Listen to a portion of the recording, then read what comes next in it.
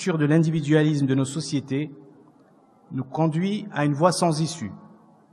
Nous pressentons tous que si rien n'est fait, que s'il n'y a pas une prise de conscience globale qui s'opère, nous nous dirigeons vers une catastrophe sur plusieurs plans, écologique, social, économique ou moral.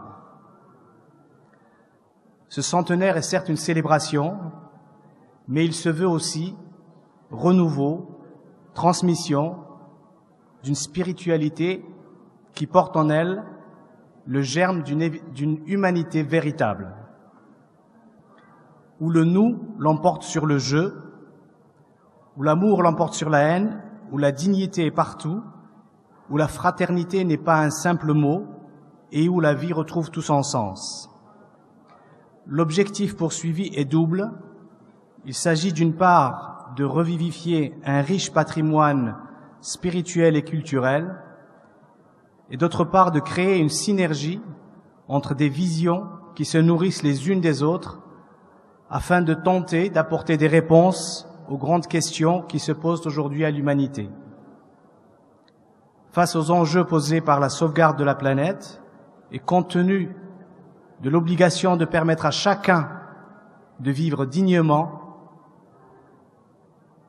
nous devons à présent penser un nouveau projet humain caractérisé par une vraie solidarité. Aujourd'hui, c'est le lancement du centenaire marqué par le départ de la caravane de l'espoir.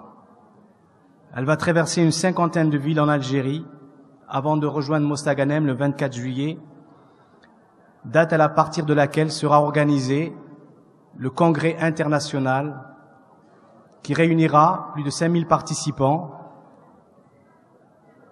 et qui se développera selon 7 thèmes dont l'unité et la cohérence vont permettre, nous l'espérons, d'arriver à dégager des axes pour bâtir ensemble, en tout cas pour tenter d'apporter des solutions vers cet avenir que nous espérons tous.